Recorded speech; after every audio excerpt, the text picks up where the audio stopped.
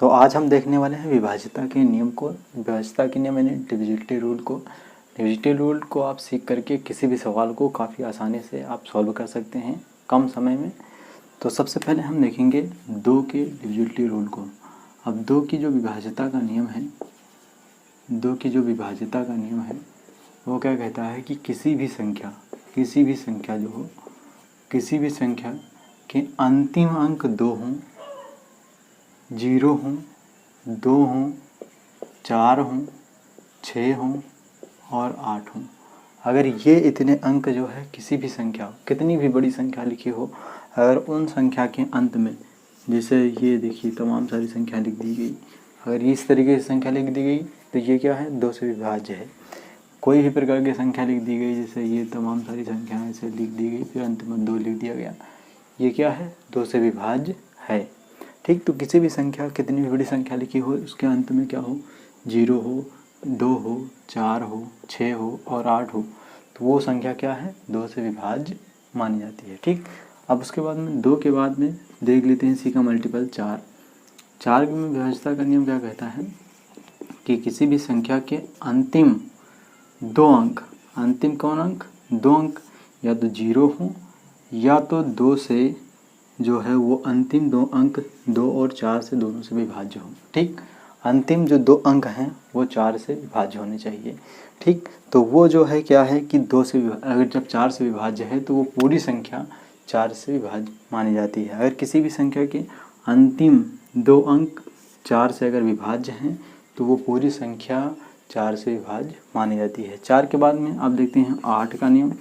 8 का नियम क्या कहता है कि किसी भी संख्या के अंतिम 3 अंक अगर 0 हैं, ठीक, और अंतिम या 3 अंक 8 से विभाज्य हैं, ठीक, जैसे हमने लिख दिया अंतिम 3 अंक ये 512। ठीक, अगर किसी भी संख्या के अंत में जो 3 अंक लिखे हैं लास्ट के, वो अगर 8 से विभाज्य हैं तो वो संख्या पूरी जो है 8 से विभाज्य मानी जाती है। 8 के बाद में 8 का ही मल्टीपल 16 है।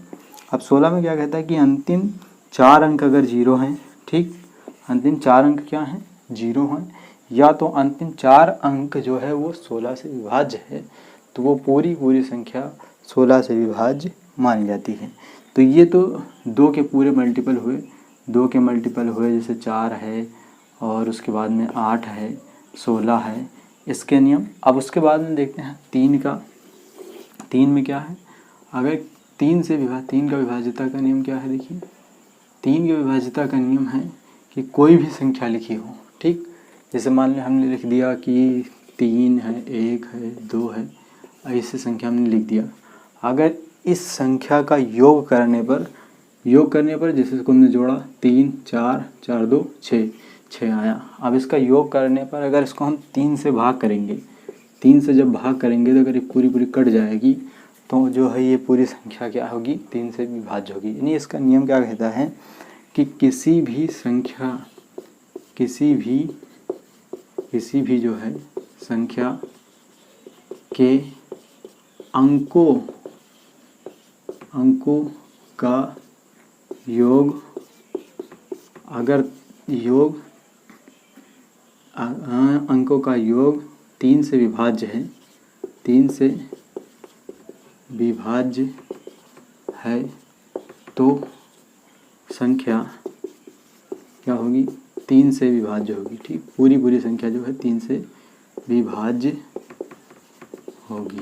ठीक, अगर कोई भी कितनी भी बड़ी संख्या लिखी हो, अगर उन संख्याओं के अंकों का योग किया जाता है और वो 3 से पूरे तरीके से कट जाती है तो वो संख्या 3 से विभाज्य होगी। अब 3 के बाद में इसी का मल्टीपल है 9। 9 को देखते हैं। 9 की विभाज्यता का नियम क्या कहता है, इसमें भी सेम वैसे ही है। अगर कोई भी संख्या लिखी हो और उसके अंकों का योग 9 से विभाज्य हो जाए तो वो संख्या भी 9 से कट जाती है। अब जैसे इसमें हम जैसे लिख दें 5 4 9 8 1। अब इसको हम ऐसे देख सकते हैं कि ये संख्या 9 से विभाज्य है या नहीं। देखते हैं, देखो 5 और 4 9 हटा देंगे, 9 हटा देंगे, 9 से कट जाएगा, 8 1 9, 9 से ये कट गया ना, तो ये संख्या क्या है, 9 से विभाज्य है। ठीक, अब 9 के बाद में हम देखते हैं 5 का। 5 का नियम क्या कहता है कि 5 का नियम क्या कहता है विभाज्यता का कि जो संख्या 5 का नियम क्या कहता है कि किसी भी संख्या के अंतिम अंक 0 हों या तो 5 से 5 हों। ठीक, अगर किसी भी संख्या के अंतिम अंक 0 हों या 5 हों तो वो संख्या क्या होती है कि 5 से पूरी विभाज्य होती है। ठीक, अगर कोई भी संख्या लिखी है और उसके अंतिम अंक क्या हैं, 0 हैं या 5 हैं, जैसे हम लिख दिया 50। अब 50 क्या है, 5 से विभाज्य की अंतिम क्या है इसका, 0 है। जैसे हम लिख दिया 25। ठीक, अब इसको हम 5 से भाग करेंगे तो कट जाएगा। अंतिम जैसे हमने आगे एग्जाम्पल के लिख दिया, जैसे 500, ये 5 से इसको भाग करेंगे तो कट जाएगा। ठीक, जैसे हमने लिख दिया कोई भी संख्या लिख दी जाए, उसके अंतिम अंक अगर 0 है, 5 है, तो वो 5 से विभाज्य मानी जाती है। ठीक, तो ये 5 का नियम है। 5 का ही मल्टीपल होता है 25। 25 का देख लेते हैं इसी वक्त। 25 में क्या कहता है कि कोई भी संख्या हो, ठीक, 25 का विभाज्यता का नियम क्या कहता है, कोई भी संख्या के अंतिम 2 अंक अगर 0 हैं, क्या है, अंतिम 2 अंक 0 हैं या फिर अंतिम 2 अंक 25 से विभाज्य हैं। ठीक, अंतिम 2 अंक जो है वो 25 से विभाज्य हों तो वो संख्या 25 से पूरी विभाज्य होती हो। कितनी भी बड़ी संख्या लिखी हो और अगर उसके अंतिम 2 अंक 0 हैं या 25 से विभाज्य हैं तो वो संख्या पूरी जो है 25 से विभाज्य मानी जाती है। अब उसके बाद में 25 के बाद में हम देखते हैं 7 की विभाज्यता का नियम। तो 7 की विभाज्यता का नियम क्या कहता है, देखिए यहाँ पर, हाँ, 7 का विभाज्यता का नियम इधर बता दें। 7 की विभाज्यता का नियम, 7 की विभाज्यता वैसे कोई खास नहीं है, ज़्यादा एग्जामों में पूछी नहीं जाती है, मगर अब हम पढ़ रहे हैं विभाज्यता का नियम तो उसको देख लेते हैं। अगर किसी भी संख्या, कोई भी संख्या अगर हो और वो 6 बार रिपीट हो जाए, कोई भी संख्या हो, 7 का विभाज्यता का नियम क्या कहता है कि कोई भी संख्या हो अगर वो 6 बार लगातार रिपीट हो रही है, ठीक, जैसे हमने लिख दिया 4 4 4 4 4 4 4 ऐसे लिख दिया। ठीक, 1 2 3 4 5 6, तो ये पूरी संख्या क्या है, 7 से विभाज्य है। ठीक, आप इसको भाग करके चेक कर सकते हैं, 7 से पूरी क्या है, विभाज्य है। ठीक, अगर इसी तरीके से जैसे हमने 9 9 लिख दिया, 5 5 लिख दिया, कोई भी प्रकार की संख्या है अगर उसको हम 6 बार लिख देते हैं, एक ही संख्या को बार बार 6 बार लिख देते हैं तो वो 7 से विभाज्य मानी जाती है। दूसरा नियम क्या कहता है कि अगर कोई भी संख्या लिखी है 2 अंकों को 3 बार दोहराया गया है, जैसे हमने लिख दिया 23, ठीक, फिर उसके बाद 23, फिर उसके बाद 23, इस तरीके से मतलब 2 अंक जो हैं बार बार 3 बार दोहराए गए हैं तो वो भी जो है 7 से विभाज्य मानी जाती है। ठीक, अगर कोई भी संख्या लिखी है, जैसे हमने लिख दिया 25 25, ठीक, 3 बार ऐसे लिख दिया 25 25, 3 बार अगर हमने लिखा है तो ये संख्या जो है वो क्या है कि 7 से विभाज्य मानी जाती है। अब देखते हैं 11 की विभाज्यता का नियम। 11 का विभाज्यता का नियम काफ़ी इंपॉर्टेंट है क्योंकि ये बहुत सारे सवालों में लगता है, जैसे 2D है, 3D है, जितने भी प्रकार के हम सवाल लगाते हैं जहाँ पर पाई का मान लिखा होता है, वहाँ पर जहाँ पर पाई लिखा होता है वहाँ पर इसकी विभाज्यता का नियम सीखना बहुत ज़रूरी है क्योंकि ये बहुत काम आता है। वहाँ पर हम सीधे जो है विभाज्यता के नियम से बहुत सारे सवालों को उड़ा सकते हैं। तो 11 का विभाज्यता का नियम क्या कहता है, देखिए 11 का विभाज्यता का नियम काफ़ी इंपॉर्टेंट है।